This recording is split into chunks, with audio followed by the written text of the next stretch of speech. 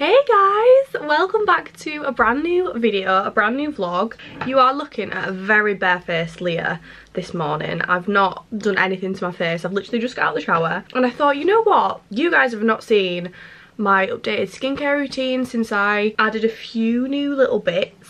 Thought I would start off the vlog by doing a skincare routine. If you guys have been keeping up to date with me recently, in fact, let me start while I chat. Oh, and if you enjoy this vlog, please like it, subscribe if you haven't already. Starting off the day with a Pixie Glow Tonic. But yeah, I just use a little cotton pad to apply this, a little bit on there, and then I just wipe my face. As I was saying, if you guys follow me on Instagram, you will have probably clocked that I've been getting really into my skincare recently. I don't know exactly why. I think it's since Fringe girls. I think it's since working from home, to be honest, like having that extra little bit of time in the evenings and stuff to just, you know, give myself a little pamper. Also, if you follow me on Instagram, you'll have seen, in fact, if you watched my last vlog, you'll have seen that I got a few beauty advent calendars, which I've actually got a bag of stuff from the beauty advent calendars here. I basically got loads and loads of skincare products to try, some of which are extremely expensive, which I hope, like, obviously I want to like them, but then I'm also thinking if I like them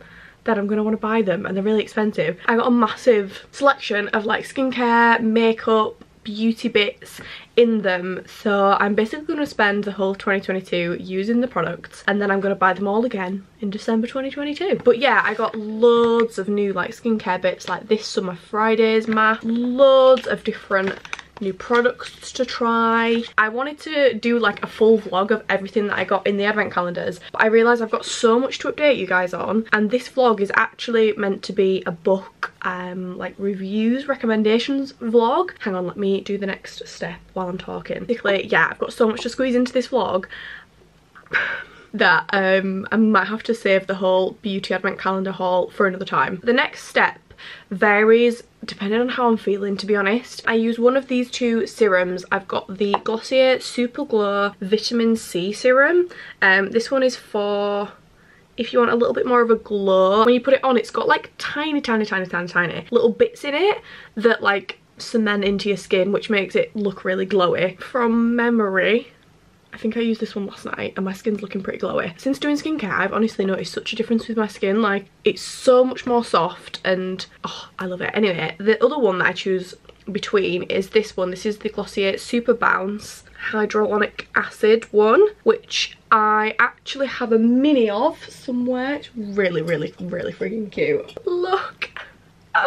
So that is the little mini that I've got. This is the product that got me into serums. I have had a few serums before in my life, but this is the one that I really liked. It just added a proper lovely, sorry to be Yorkshire, step into my skincare routine, hence why I bought the large version. If I'm honest, I tend to use that in the morning and that of an evening, just because I want the glow in the morning for like the rest of my day, and then that is a bit more soothing for nighttime. I don't really have much of a strict routine with this, so I'm gonna go for the Super Glow this morning. Love how it applies, it's just super lovely. I just put a drop on each cheek and then a drop in the center of my face. Doesn't look the most appropriate, I've got to say. Before I fell in love with a certain moisturizer, I actually would just leave my skin at this step, so I'd just go to sleep or whatever with the serum on, which is actually not a bad shout. Like, I know people are very strict about skincare and they've got to do certain steps, but skincare's up for experimentation, right? So the two moisturizers that I swap between, don't know about you, but I just can't seem to stick with one product. Like, I have to have a few on the go. Maybe it's because I'm obsessed. Maybe that's why. Yeah, the first one is this Glossier. In fact, many of you will have already seen this in vlogs of mine and Instagram stories and stuff, but gosh, that is running very low. That's the first moisturizer. That is the moisturizer that kind of got me back into moisturising my skin. Believe it or not, before this, about maybe a year ago, I literally never moisturised my skin, ever.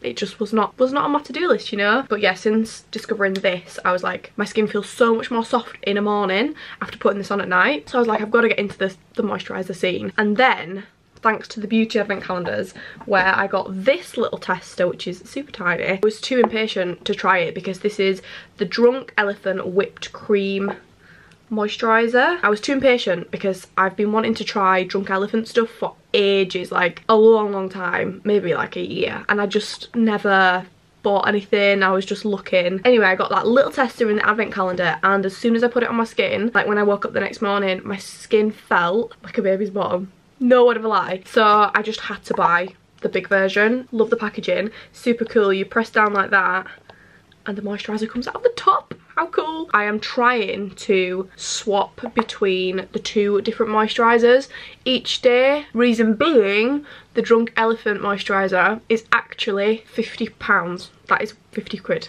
Whereas that is more like 27 I think, or 29, which is a bit better. I want to use this more sparingly because it was more expensive. I did get it with a bit of a discount. I think I got it for £40 rather than 50, but it's still like not a cheap purchase all the time. And then when it is the evening time, which it's not right now, so I won't spray this, but I've been using this, which is a little fake tan facial spray.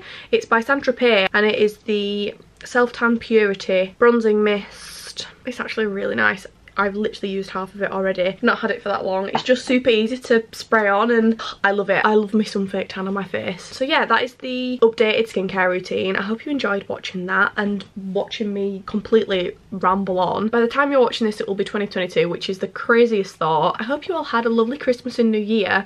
Can't believe I've not said that yet. I hope you all had a good one. So this vlog, I kind of want to say it's going to be a daily vlog, but I actually started filming a book like review video maybe last week. I think it was last weekend actually. I'm gonna get the books out now to show you. So these are the books that I started to review and talk about, and I actually filmed a really decent chunk. I wanted to cut it and restart today, but I actually filmed a really decent chunk of video and I would only repeat what I've already said in this clip. So what I'm going to do is I'm going to quickly put on some makeup, make myself look a little bit more presentable because I appreciate I've started the vlog looking like an egg, and I'm going to carry on with the book review section of this video because those of you guys have wanted to see it, see what I've been reading. Yeah, that's what I'm going to do, so bear with me. I'll put some makeup on and then I will continue to review the books. From now it will switch to me having slightly blonder hair because I actually went a little bit darker at the root the other day. I might look a little bit different.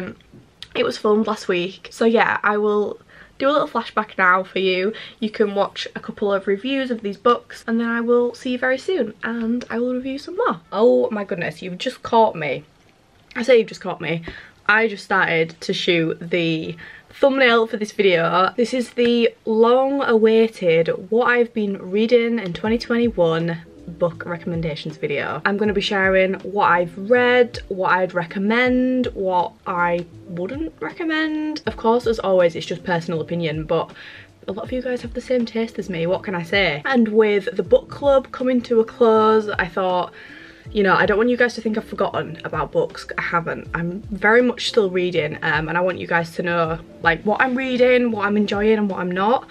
So that is why I'm filming this video, and to be honest, for the past like 2 years it's been a bit of a tradition for me to do like a 6-month review of what I've read and do this kind of video. So yeah, welcome if you're new. Hi, welcome back if you are not new. I'm just gonna crack straight on with it. I've got some notes on my phone as to what I thought of each book, but to make life easier I'm gonna start with the one that I read most recently because it's fresh in my mind. I know exactly what I think of it. I can remember everything. So yeah, I'll be starting with this one. Before I do start though, be sure to subscribe to my channel if you haven't already. Like this video if you enjoy it, and let's get into it. Okay, so before I actually start going into like the plot and the summary of this, I just want to say it's one of my favourite books that I've read this year. Honestly, enjoyed this so much. I read it in about 4 or 5 days, which is very good for me. I'm not the fastest reader, so if I read something in like a week, that's really good. I literally couldn't put this down. I also couldn't stop thinking about it in my spare time, so yeah. This book, My Policeman, which I feel like many of you will have seen, it's quite popular at the minute because it's going to be made into a film with Harry Styles in it. Very exciting. Basically follows 3 main characters. There is Marion, who is a teacher. She's from Brighton. Well, the whole book is set in Brighton, as you can see. She's a very, I don't want to say normal, but quite a normal girl. She fancies this guy called Tom, who is the second main character. From a young age, she really fancies the pants off of him, and it's actually her best mate's older brother. She's always had a soft spot for him. That's how that kind of little romance starts. Tom is a policeman, so she's a teacher, he's a policeman. My policeman. And then the third character is Patrick. Patrick is a little bit older than the other two. He works in the local library. He is extremely like intelligent and passionate about life, and just one of those people who I imagine would be very like inspirational to me, and like a really nice, good person. So that's the three main characters. As I'm sure you've kind of gathered, Marion is literally head over heels in love with Tom, who is the policeman, and so is Patrick. Patrick, who works in the library, who's a bit older, is gay and really fancies Tom, and Marion is straight and really fancies Tom. So Tom, who is going to be Harry Styles in the film, is very much in the middle, and it's a story of the three characters and how it gets so twisted and tangled within this like love triangle, because it is set in the 50s here in the UK, in Brighton. Politics and life was very different then. It was not okay to be gay at all. You were put in prison if you were gay, or found to be gay anyway, and it's just a complete, like, it was a no-go back then. And to be openly gay, that was not okay. So bad. Like, sorry, I got a little hair on my coddy. Yeah, did not realise how bad it was. As ignorant as that sounds, did not realise quite how bad it was back then. And when I say back then, it wasn't even that long ago. The book has got a big focus on that era and the kind of politics of that time, and everyone's like general opinion on people who were gay. Obviously Tom, being the policeman in the middle, obviously has to abide by the law at the time because he's a policeman, but I don't want to give it away, but his heart doesn't lie with the law at that point, if that makes sense. It does actually give a little spoiler on the blurb, so I feel like I'm not going to completely ruin it if I tell you that Tom actually ends up marrying Marion. Yeah, they end up getting married, and she's like la-di-da-di, thinks it's all great, can't believe he's, you know, asked me to marry him and stuff. Oh boy, does it get a little bit more juicy than that. So yeah, they're kind of married for sure,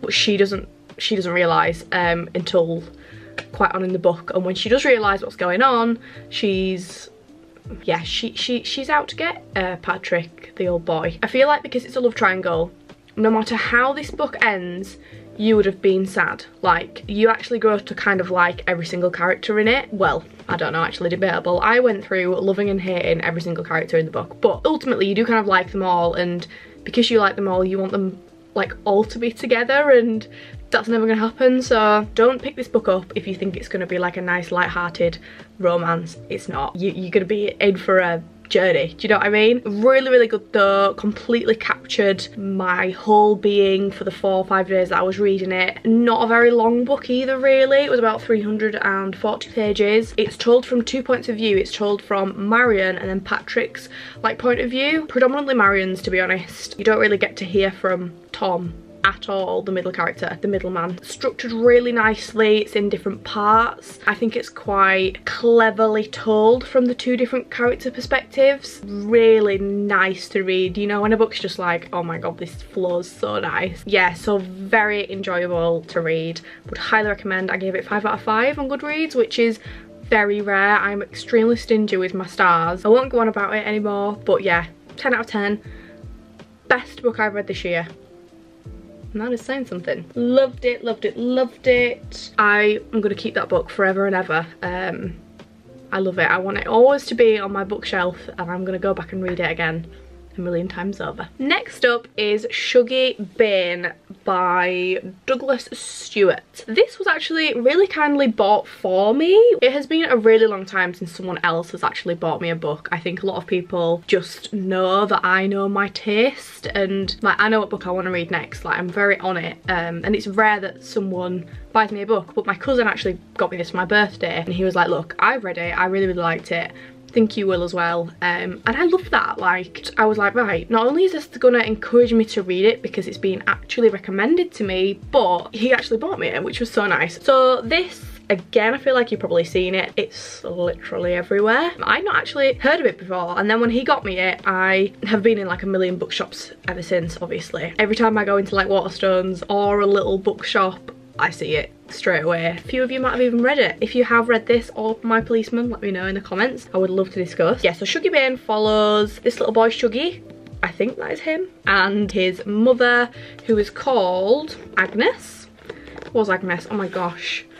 That text is so small. It's quite a big book actually. It's about 430 pages, a bit bigger than My Policeman. So yeah, it follows the family of the Baines. The mother, Agnes, being what I can only describe as a raging alcoholic. When I read the blurb of this and when I read a summary, I thought it was going to be all about little Shuggy, but it actually wasn't. It was a lot about his mother and the psychology of how being addicted to alcohol works, and that sort of fight for more all the time, and how the addiction takes over as well. Not just your own life, but your family's life, and great insight into that kind of stuff. Largely about child abuse and neglection. It is set in 1980s Glasgow, and it has a really gritty like real take on that time. There was a large, I'm just looking at my own review by the way, there was like a massive issue with unemployment. It was when Thatcher was ruling the roost, so there's a massive like underlying current of that going on,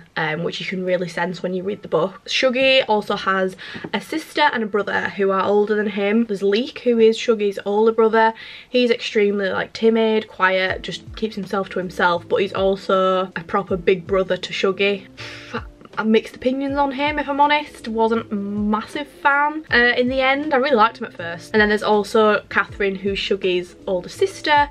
She completely, because she's older, she completely sees through the mum. She's just like, look, she's just a rubbish mum. Basically ends up with her boyfriend and moves away. So she's not actually in it that much, but we do get a bit of an insight into her at the beginning. The book starts with Shuggy, his siblings, his mum and his dad all living with the grandparents, Agnes's parents, like grandma and granddad. You can sort of see how it's gonna go from there, to be honest. It's like 3 parts is the book. It's set in different locations across Glasgow and how their life shifts, and the first section being with the grandparents is extremely like, it's just shocking.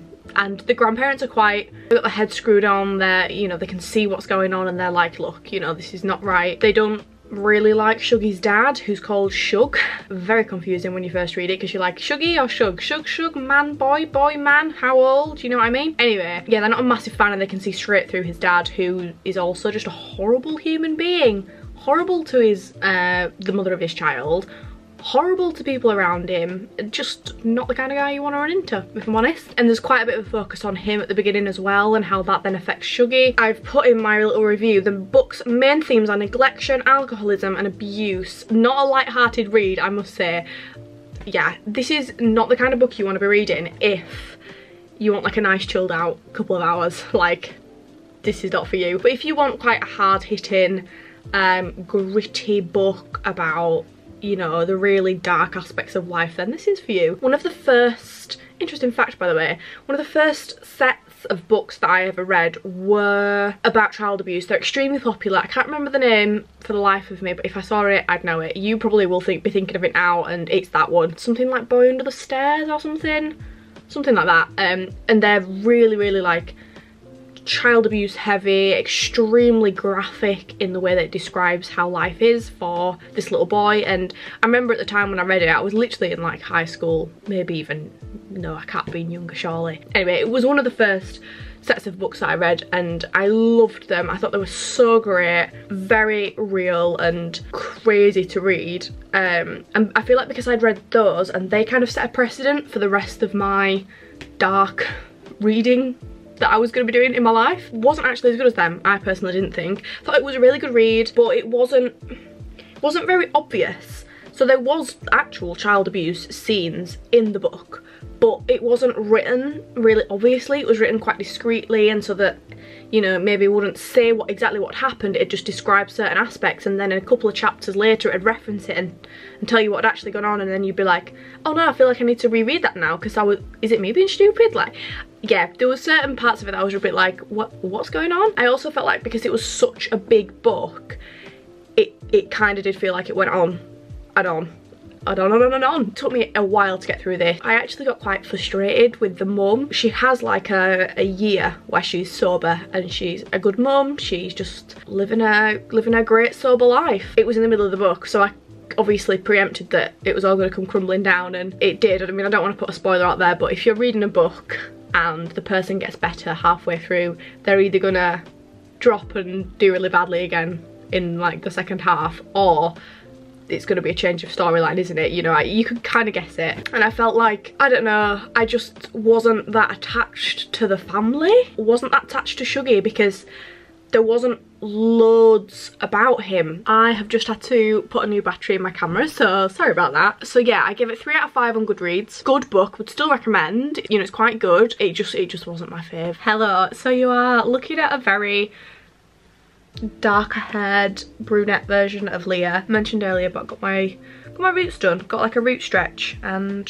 it's a bit darker. I'm not going to ramble. I am just going to carry on with the book reviews and recommendations. So next up, I'm going to be talking about Olive by Emma Gannon. Oh my gosh, this book was an absolute joy. I'm not texting anyone, by the way.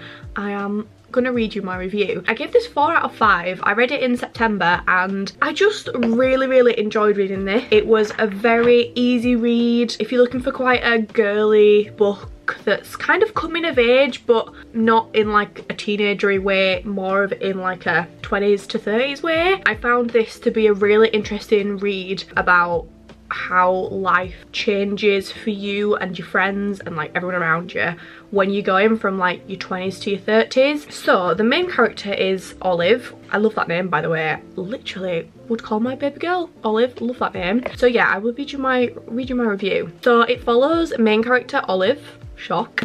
She lives in London. She's 33 and she's got 3 really good friends that she's been friends with since school. She's got a really good career, like it's going really good, and that is pretty much the only part of her life that is like going well and that she's actually on track with. I'm just going to read you the review. She has come to the realization that she doesn't want children, which is why her relationship broke down and why she's struggling to connect with her friends who are all trying or have children.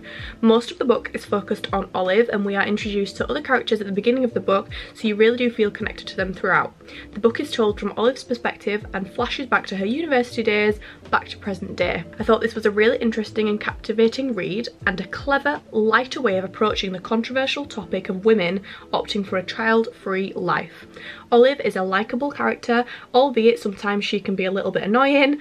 Her friends are all on their own journeys and she struggles to cope with that. One of my favourite kind of books is when you just follow someone's life, not the stereotypical beginning, dilemma, resolution, end that we got taught in school. This book is exactly the kind of book I enjoy, plus I actually liked most of the characters most of the time. Overall, I found it addictive. I actually read it in about 5 days, which is good going for me. Interesting and relatable at points. I actually had a little tear in my eye at the end. I actually remember finishing this book and I was like, I don't want it to end. Like, I want to know all about her life after the book has finished. Like, I want there to be another one just to find out what happens. If you've watched any of my book review videos before, you'll probably have grasped this, but I really like a book that doesn't have, as I mentioned before, like start, dilemma, resolution, happy ending. Like, that's not my kind of book. My kind of book's where you literally just like follow someone's life. If you've ever read a Dolly Alderton book, who I think she's reviewed this, yeah, she has reviewed this, she said it explores such an important topic with a lightness and warmth, which is so true. The book was kind of like Dolly Alderton's books, which are very much female friendly, about the female aspect of life and very much female perspective, you know. And yeah, a really interesting part of this was how Olive doesn't want children. That is not the same as me. I do want a family and children, but I still found it relatable in like a weird way, and I found it really interesting because going forward, like, I'm sure there's going to be people in my life who just opt not to have children, not for a particular, like, you know, not because they hate kids or because of an awful reason, just because they just don't want them. And that is very much what Olive is going through in this book, and she is on a bit of a self-discovery journey, which is really cool to read about. And some of her friends get it and some don't, and yeah, it's just really interesting, like the dynamics between her and her friends. A lot of them I was like, oh my god, I can relate to that. Certain situations that she goes through, it's very good at like subtly telling stories. It's not like, this is Olive, she doesn't want kids, she's got a good job, her friends are falling out with her, you know. It's not like that. It's very real and honest, and I thought it was great. Really good read. Next up, we have got Clean by Juno Dawson. Right, I actually forgot this, but I gave it a 5 out of 5, so I really enjoyed it. I do remember really enjoying it, and I know I shouldn't start at the end, but this had the most satisfying ending. You know when you just read the end, like, few sentences, and you're like, damn girl. So the book follows Lexi, who is the main character, and she is a rich kid. Her dad owns hotels. They're just absolutely loaded, basically. The typical like rich kid vibe where she's a bit of a spoiled brat, and she has got an older brother who is also spoiled but not a brat like her. She gets completely wrapped up in the world of money, drugs, and ends up addicted. So she overdoses. The book, I think it starts with a pretty intense chapter of when she overdoses, and her brother takes her to this rehabilitation centre on an island. So it's like a secluded retreat kind of vibe. I don't know if you watched 9 Perfect Strangers, but it's kind of that vibe. It's not that, don't get me wrong. The people who own it are not giving them extra drugs, but that's the kind of vibe. Like, they get sent to the rehab centre rather than it being down the road, you know what I mean? I wrote down all my thoughts on this book, by the way, in my notes. That's why I'm reading off here. She hates it at first, and then she meets friends slowly and starts to warm to the place. Everyone who is in there for different reasons, but ultimately they are all addicted to something. I've just put bunch of rich kids with issues, which is so true. You get like slowly but surely introduced to each character in there, and each of them has got some serious problems, but it's quite charming, so you actually end up liking all of them, even though some of them are completely not there. So that's the kind of premise of the book. Totally different, completely takes you out of your reality, unless you sat in rehab watching this video, you know? But yeah, it completely took me out of my little Yorkshire bubble and took me to this rehab centre. I can't remember if it's American or British, this book. I think it's British. Don't quote me on either. I can't remember, but it's very likeable. I'm not a massive fan of American books, so I imagine it's British. But anyway, for my thoughts of the book, I was immediately hooked. The way it is written is so beautiful. There are twists and turns along the way. I've put a few character names down, Brady and Sasha. They are very like intense characters that also feature in the book that I'm not going to tell you whether you're going to love them or hate them, but they form like these weird relationships with the main character Lexi, and it gets all spicy. But you are slowly introduced to each character, and it's not hard to follow. Very much a page turner. I read it in about 3 to 4 days. Damn, Leah, that's good, girl. Lexi, the main character, is very complex and interesting. Look, I've put lovely ending. So satisfying. But yeah, I really enjoyed this. I think the reason I really liked it is because it is something different for me. Like, this is not the kind of book I would usually go for. Like, to be fair, I've got a mix of books in this vlog, so this is probably not the best video for me to like share my best kind of book, but this is not like a stereotypical book that I would pick up. I can't actually remember why I even picked it out. I think I got it on Amazon and I just saw it like recommended, read the blurb and was like, that sounds pretty cool. But yeah, I would 100% recommend this. Again, I think a lot of you would enjoy this. Gossip Girl Goes to Rehab, great book. Okay, and last but not least, we've got True Story by Kate Reid Petty. This book I've not actually finished. I'm just going to put that out there right at the beginning, but I did start reading it shortly after I'd read My Policeman. The storyline follows kind of 2 main characters, but I only got up to the part where it had followed 1 character, if that makes sense. Essentially, they're a group of teens set in America, American teenagers who like partying, drinking, meeting girls. You getting the vibes. And this one night they had this massive house party, and 2 friends of the main characters, 2 male friends, basically take this girl home in a taxi. Not in a taxi, in their car. They take her home. They all meet up at a diner after, and they're like boasting about what they'd done with this girl in the car as a bit of a joke. And then over the next coming weeks, it comes out that they've raped her, basically. Nobody knows if it's true, nobody knows if it's a joke. It's basically this massive investigation. The police get involved, and I think the way it's heading, it was going to show both sides of the story. And I think after reading a lot of reviews about it, it does go on to like the future of their lives, and like shows how it has affected both of their lives. So there's the girl's perspective, who essentially got raped, and also the perspective of this guy called Nick, who is friends with the 2 guys who got her in the car. So, bit of a complex situation. One of them, very serious.